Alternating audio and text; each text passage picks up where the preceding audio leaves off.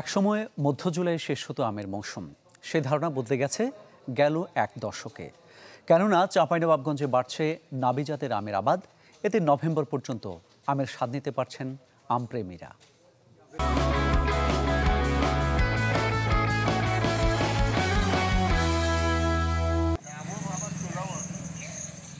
এই অক্টোবরেও গাছে গাছে ঝুলছে মিষ্টি আম।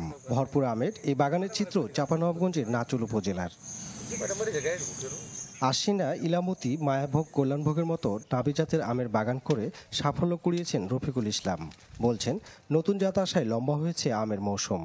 12 মাসি অথবা নাবিজাত উদ্যোক্তা সৃষ্টি হয়েছে। আপনি দেখবেন আজকে বলিয়া থেকে শুরু করে কানসার বিভিন্ন জায়গায় নাবি জাতের দিকে মানুষ ঝুঁকতেছে। এবং আমি একজন সফল চাষি হিসেবে বলবো, কাটিমন বা 12 মাসি আম, নাবি জাতের যে কোনো আম একটু যদি টেস্ট কম বেশি হয়, প্রত্যেকেই আমরা লাভবান হতে পারবো।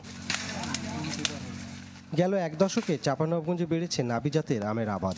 চাহিদা থাকায় দামও বেশ চড়া বলে জানান আম চাষিরা। এই আমটা আমরা করি এই জন্য যে আমরা এই আমটাতে 2বার 3বার 4বার 5বার একটা মুকুল মিস করলে আবার আর একটা মুকুল আসে। এটা আমরা আমার প্রয়োজন মতো আমি যখন খুশি তখন সে গাছে নিতে পারবো।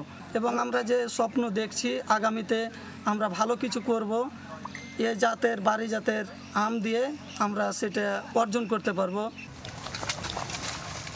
প্রাকৃতিক দুর্যোগ ছাড়াই এসব আম উৎপাদন করা যায়, তাই অনেকেই নাবি জাতের আম চাষে ঝুঁকছেন বলে দাবি কৃষি কর্মকর্তার। বাণিজ্যিক সম্প্রসারণে উদ্যোগের কথাও জানালেন তারা। এই আমগুলো কিন্তু এই সময় খুব দ্রুত এটা বিস্তার ঘটছে।